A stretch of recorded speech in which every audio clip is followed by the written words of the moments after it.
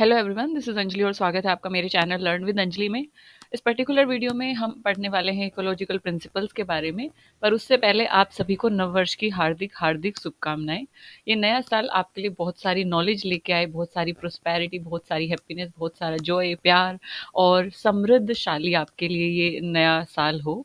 और जो भी आपने सीख ली है 2024 ईयर से या पिछले साल से, उन सारी चीज़ों को आप अप्लाई करो, इस ईयर को बेटर बनाएं।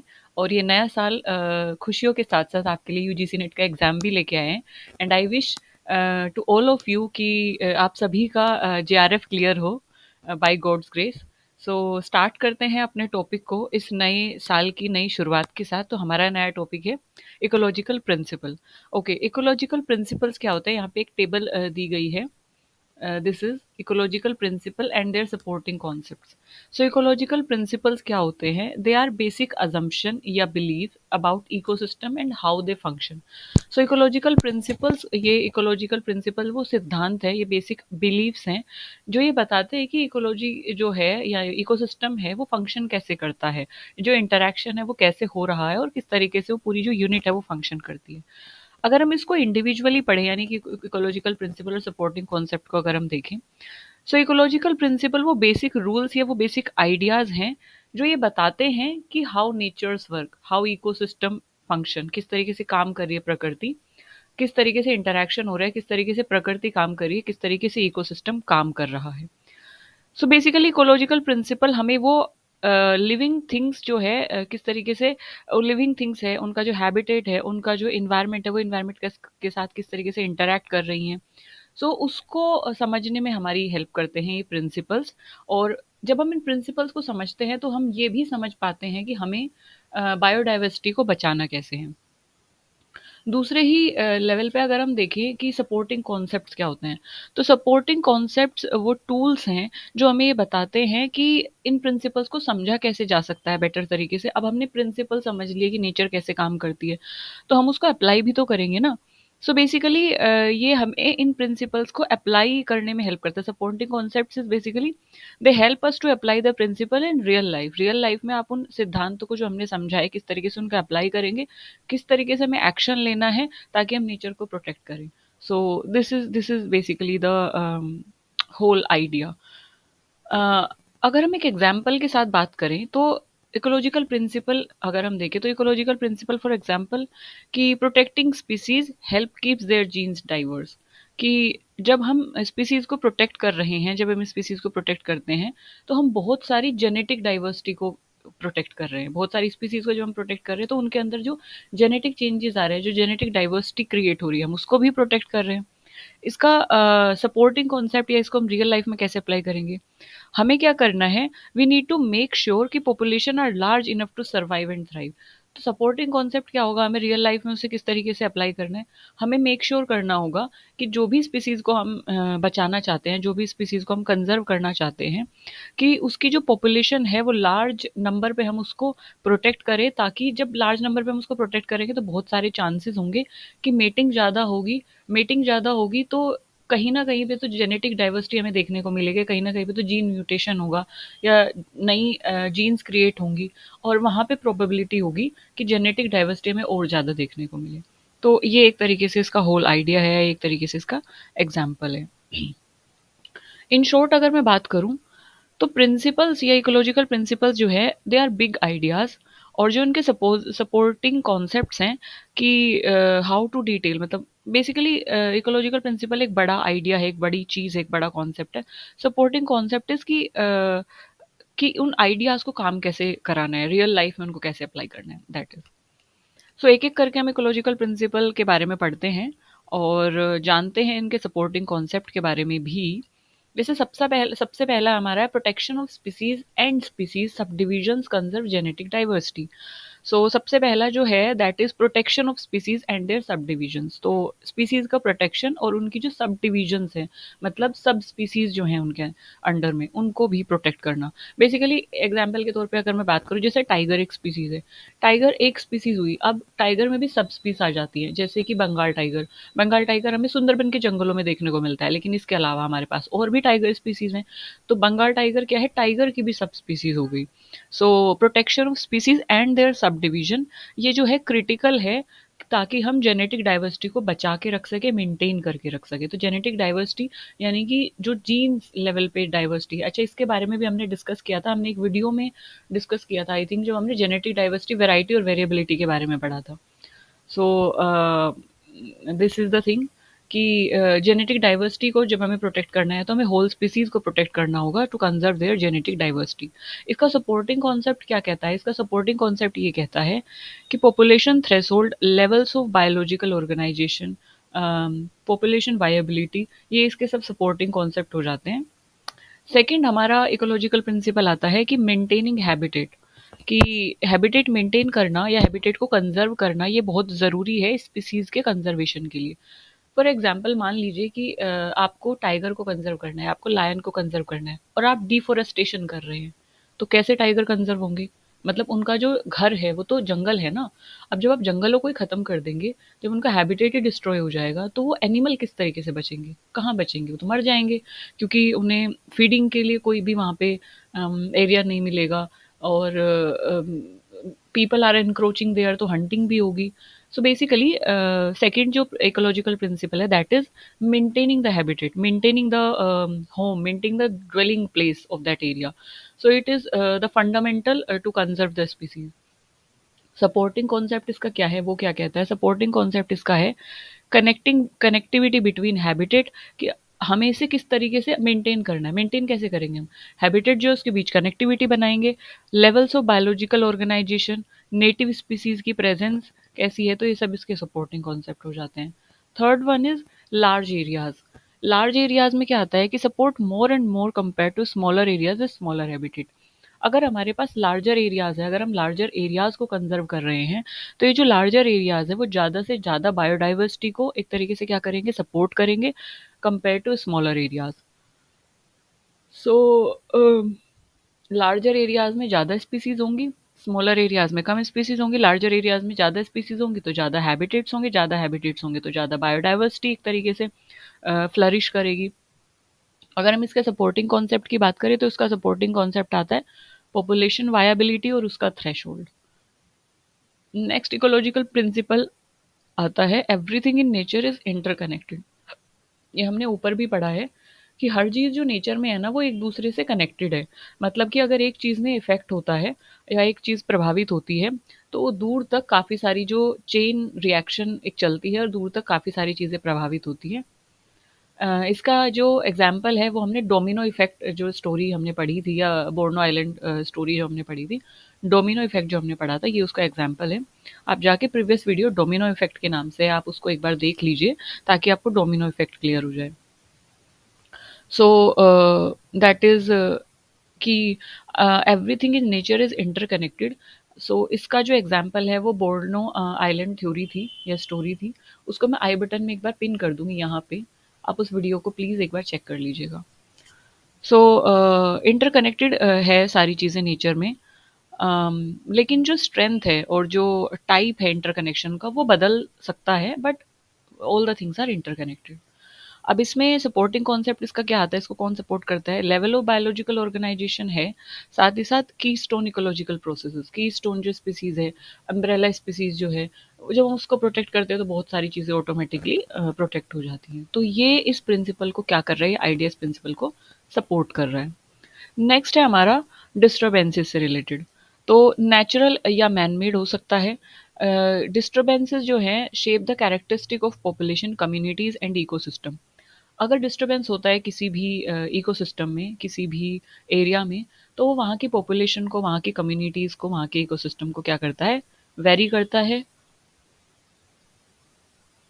इसका सपोर्टिंग कॉन्सेप्ट क्या जाएगा? इसका सपोर्टिंग कॉन्सेप्ट जाता है फ्रेगमेंटेशन, इकोसिस्टम कनेक्टिविटी।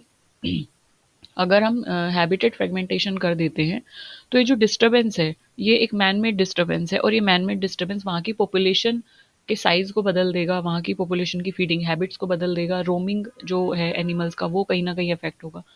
तो ये सब चीज़ें इसके सपोर्टिंग कॉन्सेप्ट हैं। फिर नेक्स्ट आता है हमारा क्लाइमेट से रिलेटेड। तो क्लाइमेट जो है वो प्रभावित करता है टेरेस्ट्रियल एरिया को, फ्रेश वाटर एरिया को, इसके साथ साथ मरीन इकोसिस्टम को। वहाँ का क्लाइमेट जो है इन्फ्लुएंस करता है। इसका सपोर्टिंग कॉन्सेप्ट है इकोलॉजिकल रिजिलियंस और डिस्टर्बेंसेस। अगर डिस्टर्बेंसेस होते हैं, सो जो टेरेस्ट्रियल एरिया है, फ्रेश वाटर एरिया है, मरीन इकोसिस्टम है, ये सभी अफेक्ट होंगे अगर क्लाइमेट में क्या होता है, डिस्टर्बेंस होता है। सो these are ecological principle and they are their supporting concepts. So I hope आपको ये सारी चीज़ें क्लियर हुई होंगी। And if you talk about, अच्छा एक बार इसको भी पढ़ लेते हैं, ये यहाँ पे व्हाट इट इज़ सेइंग। देखिए, लेवल ऑफ बायोलॉजिकल ऑर्गेनाइजेशन जो है वो किस तरीके से, लेवल ऑफ बायोलॉजिकल ऑर्गेनाइजेशन की हमने आज सपोर्टिंग, जब हम कॉन्सेप्ट की बात कर रहे थे तो हमने बहुत सारी चीज़ें यहाँ पे देखी। तो हमने यहाँ पे एक बात देखी, लेवल ऑफ बायोलॉजिकल ऑर्गेनाइजेशन। तो क्या होता है level of biological organization? Biologically hierarchy में किस तरीके से जो ऑर्गेनिज्म है वो किस तरीके से अरेंज होंगे। सो देखिए, लेवल ऑफ इकोलॉजिकल ऑर्गेनाइजेशन वाली वीडियो में भी हमने ये बात पढ़ी थी। एक बार इसको देख लेते हैं। यहाँ पे ये देखिए, लेवल ऑफ ऑर्गेनाइजेशन जब हमने यहाँ पे पढ़ा था तो किस तरीके से बायोलॉजिकल एंटाइटी अरेंज है। यहाँ पे ये था हमारा इकोलॉजी का लेवल ऑफ ऑर्गेनाइजेशन, कि लेवल बाय लेवल इकोलॉजी किस तरीके से अरेंज है। और ये जो ऑर्गेनाइजेशन है, ये जो एक तरीके से अरेंजमेंट है लेवल बाय लेवल, ये किसका है? ऑर्गेनिज्म का है। सो लेवल ऑफ ऑर्गेनाइजेशन, यहाँ पे हम लिविंग ऑर्गेनिज्म की बात कर रहे हैं। सो इसके बारे में एक बार पढ़ लेते हैं कि ये क्या बताना चाहता है यहाँ पे। लेवल ऑफ ऑर्गेनाइजेशन, जैसे कि सबसे पहले जीन्स जेनेटिक लेवल पे, then population, then species, then communities, ecosystem, landscape and regions. So इस तरीके से जेनेटिक्स से बना, पॉपुलेशन से species, then communities, then ecosystem बना, then landscape, then region. So this is level by level organisation. So life जो है वो डायनेमिक है and it involve multi scale ecological pattern और प्रोसेसेस। ये सारी स्केल इंपॉर्टेंट है। The interdependence of scales need to be understood and assessed in order to conserve biodiversity. इसके अलावा अगर हम नेटिव स्पीसीज की बात करें, नेटिव स्पीसीज जो है वो स्पीसीज होती हैं, नेटिव मतलब जो उसी इंडिजीनियस, बेसिकली उसी एरिया की है नेटिव। सो वो स्पीसीज होती हैं that are naturally exist at a given location और इन अ पर्टिकुलर इकोसिस्टम। कोई भी एक इकोसिस्टम है, कोई भी एक लोकेशन है, कोई भी एक एरिया है, नेचुरली जो स्पीसीज वहाँ पे पाई जाती हैं, या जिसे आप बोलते हैं देसी, मतलब जो बाहर से नहीं लाई गई हैं, विदेशी नहीं है, जो जो बाहर से नहीं लाई गई हैं, नेचुरली वो उस एरिया में फ्लरिश करती हैं, वहीं पे रहती हैं। तो किसी भी पर्टिकुलर एरिया, किसी भी लोकेशन, किसी भी पर्टिकुलर इकोसिस्टम में जो स्पीसीज ऑलरेडी प्रेजेंट है, नेचुरली वहीं पे एग्जिस्ट करती हैं, उन स्पीसीज को बोला जाता है native species. They do not, they have not moved there by humans, मतलब वो स्पीसीज ह्यूमंस के द्वारा नहीं लाई गई है वहाँ पे, वो नेचुरली उस एरिया में प्रेजेंट थी। उनका जो अडेप्टेशन है वो उस एरिया के अकॉर्डिंग था। So they are called as native species. Native plant भी हो सकता है, एनिमल भी हो सकता है, फंजाई, माइक्रो ऑर्गेनिज्म, ये सभी हो सकते हैं। And they form a complex network of relationship. So this is native species. इसका उल्टा जो होता है वो होता है नॉन नेटिव स्पीसीज। अब नॉन नेटिव का मतलब है जो नेटिव नहीं है, मतलब कि जो देसी नहीं है, विदेशी है। तो इनको एलियन स्पीसीज भी बोला जाता है। एलियन इसलिए बोला गया, एलियन हम किनको बोलते हैं? जो यहाँ के नहीं है, कहीं बाहर से आए हैं, है ना। तो जो स्पीसीज वहाँ की नहीं है, कहीं बाहर से लाई गई हैं या आई हैं, तो उनको बोला जाता है एलियन स्पीसीज या नॉन नेटिव स्पीसीज। तो वो इकोसिस्टम में मूव कराई जाती है, they move into the ecosystem as a result of human having moved them at some point और having removed a natural barrier. तो ह्यूमन बीइंग के थ्रू वो आ सकती हैं, किसी एक्टिविटी के थ्रू वो उस इकोसिस्टम में आ सकती हैं। So these are non native species. अब नॉन नेटिव में भी ना एक और स्पीसीज होती है, वो होती है इन्वेजिव एलियन स्पीसीज। इन्वेजिव मतलब आतंकी, जो आ गई है किसी भी ह्यूमन इंटरवेंशन की वजह से। और आतंकी इसलिए बोलेंगे हम, अब आतंकी जब हम बोल रहे हैं, इन्वेजिव मतलब कोई भी चीज़ जो घातक है, इन्वेड कर रही, मतलब इन्वेड किया है उसने प्लेस में, वो जान घुसी है, जान एक तरीके से जानबूझ के नहीं बोलेंगे हम, that is forcefully and that have potential to displace native species. मतलब आतंकी समथिंग, जब हम आतंक की बात करते हैं तो आतंकी हमले को हम कैसे डिफाइन करते हैं, कि कोई चीज़, जो कोई लोग जो बाहर से आए हैं और वो अपने लोगों को क्या कर रहे हैं, यहाँ से बाहर भेजने की कोशिश कर रहे हैं, फोर्सफुली वो उनको रिमूव कर रहे हैं। तो इन्वेजिव एलियन स्पीसीज भी ऐसी ही होती है, वो क्या करती है, नेटिव स्पीसीज को आउट कम्पीट कर देती है। आउट कम्पीट मतलब उसे खत्म कर देती है, नेटिव स्पीसीज को थ्रेटन्ड कर देती है इकोसिस्टम को या स्पीसीज को विद इकोनॉमिकल इन्वायरमेंटल हार्म। मतलब नेटिव स्पीसीज को वो हार्म करती है, थ्रेटन्ड करती है इकोसिस्टम को, और एक तरीके से फैल जाती है पूरे इकोसिस्टम में। नेटिव स्पीसीज के लिए जो भी न्यूट्रिएंट हैं उनको कंज्यूम कर लेती है और नेटिव स्पीसीज को खत्म कर देती है। So that is invasive alien species. अब आती है हमारी कीस्टोन स्पीसीज और इकोसिस्टम प्रोसेसेस। अब कीस्टोन स्पीसीज जो है, इसका बड़ा लार्ज इम्पैक्ट होता है, इसका लार्ज इफेक्ट होता है बायोलॉजिकल कम्युनिटीज पे, and that are disproportionate abundance and biomass, the loss of keystone species broader community और ecosystem level effect. Keystone species एक मेन स्पीसीज होती है जो कि जिसके आने से या जिसके हटने से इकोसिस्टम में काफ़ी बड़ा लॉस हो जाता है और एक ब्रॉडर चेंज आता है इकोसिस्टम में। तो कीस्टोन स्पीसीज जो है वो बड़ी इंपॉर्टेंस रखते हैं किसी भी इकोसिस्टम में, क्योंकि because it provide habitat for a large portion, क्योंकि कीस्टोन स्पीसीज एक बड़ा हैबिटेट प्रोवाइड करते हैं और एक क्रिटिकल एलिमेंट हो जाता है उस एरिया की बायोडाइवर्सिटी के लिए और उस एरिया के उस इकोसिस्टम के लिए।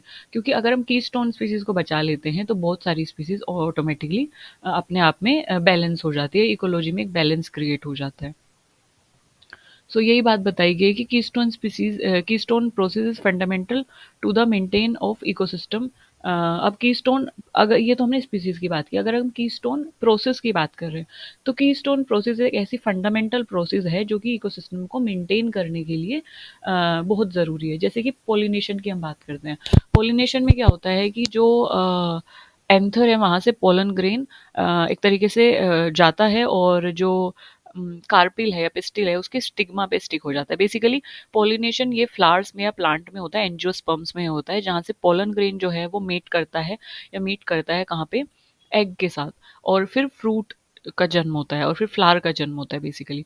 तो पोलिनेशन एक ऐसी प्रोसेस है जो कि कीस्टोन प्रोसेस है। कीस्टोन इज समथिंग जिसका बहुत बड़ा रोल है इकोसिस्टम को सस्टेन करने में, फूड चेन को मेंटेन करने में, और इकोलॉजी में एक बैलेंस क्रिएट करने में। तो एक बहुत ज़रूरी प्रोसेस है, तो उसको कीस्टोन प्रोसेस बोला गया। तो उसी तरीके से स्पीसीज के टर्म्स में अगर हम बात करेंगे तो कीस्टोन स्पीसीज भी वो स्पीसीज होगी जो कि इकोसिस्टम में होने या ना होने से एक बहुत बड़ा इम्पैक्ट डाल रही है। So that is. फिर आता है हमारे पास पॉपुलेशन वायबिलिटी या थ्रेशोल्ड। तो viability in this context refer to probability of survival. Population viability का मतलब है कि कोई भी पॉपुलेशन जो है उसके कितने चांसेस है सर्वाइवल के, उस स्पीसीज के कितने चांसेस है सर्वाइवल के in the face of ecological process such as disturbance. अगर वहाँ पे डिस्टर्बेंस होता है, अगर कोई भी ऐसी इकोलॉजिकल प्रोसेस हो रही है जो कि नेगेटिव है, सो उस नेगेटिव स्पीसीज या नेगेटिव प्रोसेस के चलते भी वो स्पीसीज कितनी वायबल है, यानी कि उसके सर्वाइवल के चांसेस कितने हैं। अगर उसके नंबर ऑफ ऑफस्प्रिंग जन्म ले रहे हैं तो कितने ऑफस्प्रिंग बच रहे हैं उस स्पीसीज के। सो अगर ज़्यादा ऑफस्प्रिंग बच गए हैं, ज़्यादा ऑफस्प्रिंग सर्वाइव कर जाते हैं, तो वो ऑब्वियसली वो जो स्पीसीज है वो क्या करेगी, थ्राइव करेगी या मतलब परसिस्ट करेगी इकोसिस्टम में।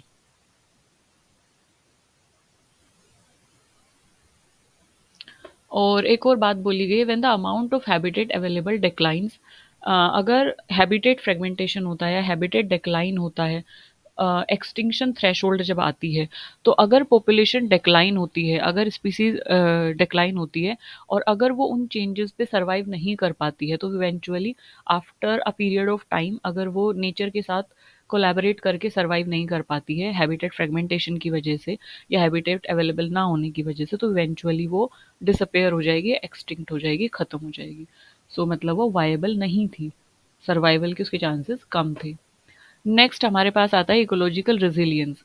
Resilience is something the capacity of ecosystem to cope up with the disturbance और stress and return to the stable state. अब देखिए, जो इकोसिस्टम है, जो इकोलॉजी या इकोसिस्टम है, वहाँ पे बहुत सारे डिस्टर्बेंसेस भी आते हैं, नेचर की वजह से भी आ सकते हैं और मेनली एंथ्रोपोजेनिक हो सकते हैं। एंथ्रोपोजेनिक जो ह्यूमन की वजह से, ह्यूमन जनरेटेड है।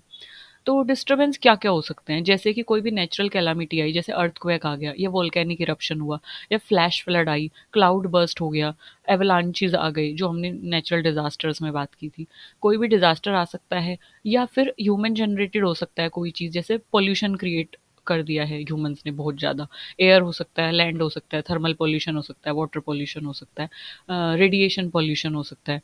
तो कोई भी डिस्टर्बेंस जब इकोसिस्टम में आ रहा है तो इकोसिस्टम की कैसी कैपेसिटी है, कैसा वो इकोसिस्टम है, कितनी उसकी कैपेसिटी है कि वो कोप अप कर सके डिस्टर्बेंस से, और वो वापस से जो है अपनी स्टेबल स्टेट में, फ्लरिश स्टेट में, अपनी नेचुरल स्टेट में कितनी जल्दी वो बाउंस बैक कर रहा है, ये बताता है इकोलॉजिकल रिजिलियंस। रिजिलियंस मतलब the ability of the ecosystem bounce back to that normal state या स्टेबल स्टेट में बाउंस बैक करने की जो एबिलिटी है, that is resilience. So that is um, this is the thing. If we talk about resilience, resilience का अगर हम synonyms की बात करें, तो resilience is something की bouncing back ना, so resilience मतलब उसकी flexibility कितनी है वापस से। जैसे रबर की हम बात करें, तो रबर को जब आप खींचते हो वो flexible होती है, तभी तो वो अपनी natural state में आ जाती है, normal condition में आ जाती है। तो how flexible the ecology, how flexible the ecosystem is, strength कितनी है उसकी, एंड्योरेंस कितना है उसका, मतलब कितनी उसके अंदर पावर है कि वो डिस्टर्बेंसेस को डिस्टर्बेंसेस से कोप अप कर सके, डिस्टर्बेंसेस को ले सके, एडेप्टेबिलिटी कितनी है उसमें। सो दैट इज मतलब रिकवर, बेसिकली वो रिकवर कर सकता है कि नहीं कर सकता, रिकवरेबिलिटी उसकी, परसिवरेंस। So that is